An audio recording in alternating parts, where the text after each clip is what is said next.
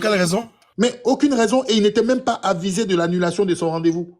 Et puis, le lendemain, on fait un PV, un procès verbal à 14 h, et on interpelle l'individu à 21 h du même jour. Vous avez vu ça où? Ça là, vous avez vu ça où? Vous avez vu? Sur quelle planète Terre? Vous avez vu ça où? Vous avez, franchement, un moment, franchement, soyons sérieux. Où vous avez vu ça? Donc, s'il n'y avait pas l'appel, on n'aurait pas vu tous ces détails. C'est-à-dire qu'aujourd'hui, il serait libéré, mais bon, il aurait dit peut-être des choses. Mais là, c'est un Mondo Vision devant tout le monde. Ces irrégularités-là sont révélées devant tout le monde. Non? Cela vient soutenir encore la thèse d'un procès politique. Voilà, donc... Si, Blaise Pascal Logbo, qui est du PPACI, qui est l'officiel, lui-même l'a dit. Lui-même, il a dit. Il a dit, hein. C'est le responsable de son parti politique. Il a dit devant tout le monde. Et il a dit haut et fort. Lors de la première procédure, il ne parlait pas trop. Parce qu'il ne savait pas ce qu'il en était. Mais le gars, il était tellement choqué. Parce que ça veut dire que tous les arguments de l'appel sont battus en brèche. En fait, c'est ça qui est... C'est-à-dire qu'il n'y a pas une piste. Et puis, c'est eux-mêmes. Parce que le gars ne les a pas obligés à avoir rendez-vous en septembre 2025. Comment toi, tu donnes rendez-vous en septembre 2025 à quelqu'un? Or, il aurait une deuxième OQTF. Parce que là, ça fait trois OQTF. Hein?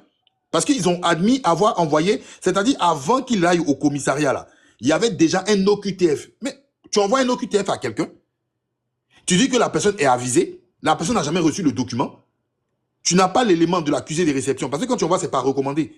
On va vous demander où est l'accusé des réceptions de M. Souleymane Gbagbo Koné. Vous ne l'avez pas. Et puis vous-même, vous programmez encore un rendez-vous en septembre 2025. Et le monsieur, il a un domicile.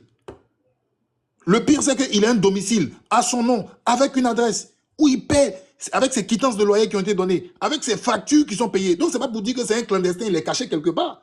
Tous ces éléments-là ont été apportés comme éléments de preuve en plus. Donc, ça, là, moi, je ne sais pas par quelle alchimie ou par quoi on peut prouver. Je suis désolé, même pour ces détracteurs-là. Là, je ne sais pas par quelle alchimie on peut prouver. Parce qu'il y a des gens même qui sont dans cette situation, ils n'ont même pas même de domiciliation. Mais il a tous les éléments à sa disposition. Donc, franchement... Bon, bref. Instant, excuse-moi. Le monsieur, il a un domicile fixe. Il a un domicile fixe avec ses quittances de loyer qui ont été apportées. Ça veut dire qu'il a une carte de séjour quelque part. Mais il a un domicile fixe avec même ses factures, tout.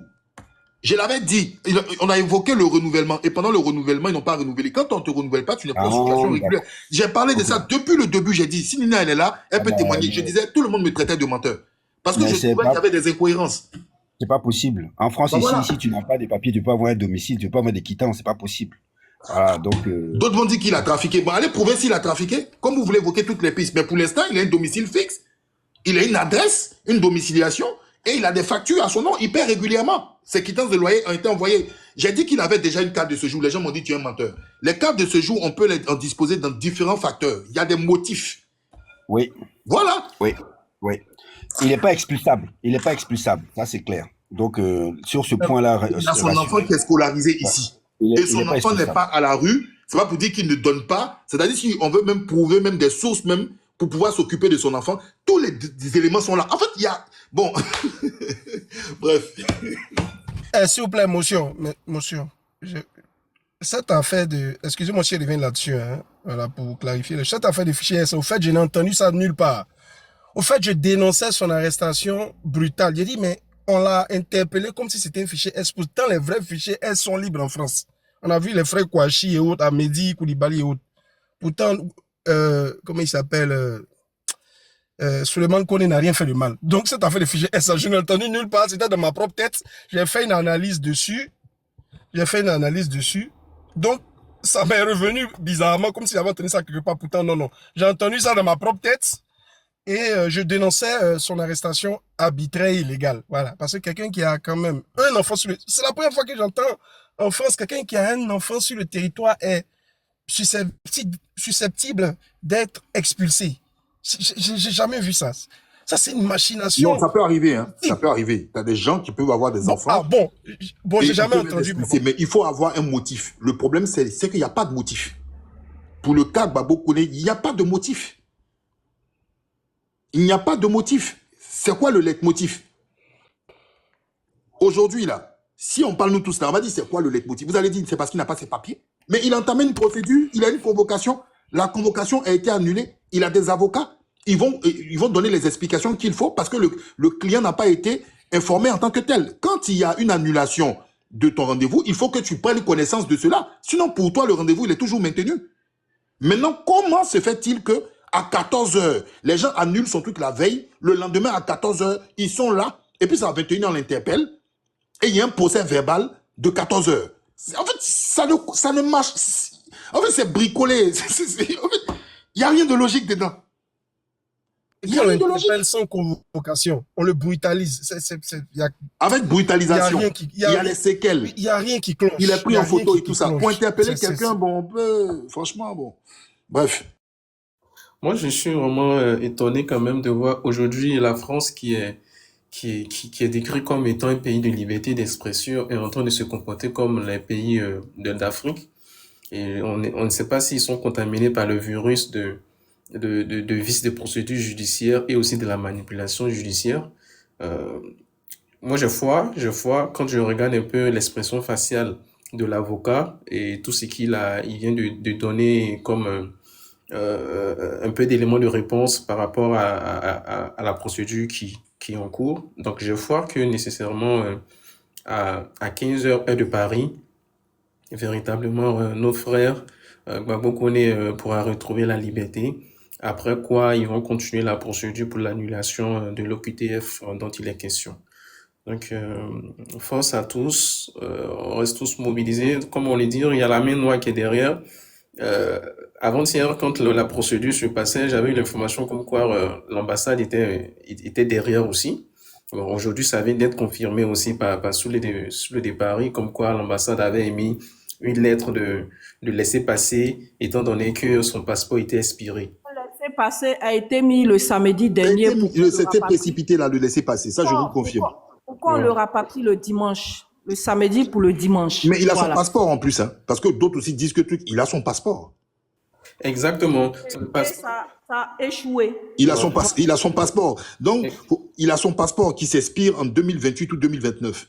Pour être sûr, j'hésite entre 2028 et 2028. Il a son passeport qui est en cours. C'est 2028. Voilà, 2028. Voilà, 2028. Donc, c'est pour vous dire que cette situation-là même, je vous ai dit que cette situation va même arranger le cas du concerné. Lui, il ne demandait même pas ça. Ça va arranger, lui, son cas. Gbagbo Souleymane Koné, là, ça va arranger son cas. Parce que les avocats iront au bout. Et puis, la justice tranchera. La justice tranchera. Moi, je suis persuadé, je l'ai dit depuis le début, que ça, là, la façon dont les choses étaient, ça va plutôt même accélérer la procédure de régularisation du monsieur. Parce que quand ils vont regarder le dossier il est vide. Et ceux qui ont fait appel, c'est-à-dire au niveau du procureur, ils ont bricolé. Il faut qu'on se dise les vérités, ils ont bricolé. C'est du bricolage. Et le bricolage même n'a pas été bien fait, ça a révélé des failles même encore. Donc là. C'est soit un déménagement, soit un garde corps. Voilà. Non, mais de toute façon, ils vont voir par la suite en ce qui concerne sa situation. Moi, je suis d'accord avec le fait qu'il puisse quitter la France. Je ne sais pas pour vous autres, mais moi, je suis vraiment... Non, mais il le fera autant opportun. Ça, c'est à lui de décider. Il le fera autant opportun. Mais il a son enfant, il a une vie de famille ici. Il faut qu'il règle d'abord des cas. Il le fera autant opportun. Il a un passeport, il a le droit de faire sa demande de visa où il veut aller, où il peut aller. C'est un citoyen comme tous les autres. C'est pas un paria, c'est pas un clandestin qui est caché. Déjà, c'est quelqu'un qui fait des démarches, c'est qu'il n'est pas caché. Donc, il ne faut pas qu'on l'extrapole. Maintenant, en ce qui concerne la suite, d'accord, en ce qui concerne la suite, lui, il décidera, il avisera. Mais il ressort de là grand. Et puis, ceux qui ont soutenu, qui ont orchestré une machination officieuse derrière, c'est un camouflet. Et normalement, je tiens à préciser quelque chose, nos autorités, même de l'ambassade, parce que l'ambassade n'a pas de parti politique. Normalement, l'ambassade n'a pas de parti politique. Et l'ambassade est la représentant l'ensemble des citoyens ivoiriens. Quelle était la part de contribution dans le cas de Souleymane Gbagbo Koné? Enfin, toi-même, tu dis normalement, tu vois. Mais c'est pour ça que j'ai dit normalement, effectivement, mais je l'ai dit normalement parce que les choses ne sont pas, les choses sont Il y pas a des mots, normales. il ne faut pas employer N100. Normalement, là, ça n'existe pas dans... Non, non, mais il faut le dire quand même parce que l'ambassade, c'est notre ambassade, que l'on veuille ou pas. C'est pas la propriété privée d'un individu, d'un parti politique. Donc, ça va donner déjà même, d'accord, une idée claire pour ceux qui ne s'intéressaient pas à ce qui se passe en Côte d'Ivoire. Ça aussi, il faut le dire. Ça va donner une idée claire à ce qui se passe en Côte d'Ivoire. Quand il s'agit d'un sujet, d'un dossier ivoirien, ça devient un dossier politique. C'est de ça que je parle. C'est de ça que je parle. Parce que la dimension de cette affaire n'est pas une dimension d'une simple personne. C'est une dimension qui va au-delà même de la situation de notre pays. Parce que quand les Nina ne dorment pas là, pendant des jours là, c'est pas parce qu'elles détestent un individu. C'est parce qu'elles crient que les choses ne vont pas dans son pays d'origine. Quand Gbitignon s'exprime là, d'accord? Quand Gbitignon s'exprime là, c'est pas parce que Gbitignon fait un combat seulement du PDCI-RDA. Parce que c'est comme ça, on nous montre ici. C'est parce qu'il y a des choses qui ne vont pas dans son pays d'origine. Quand Ibra crie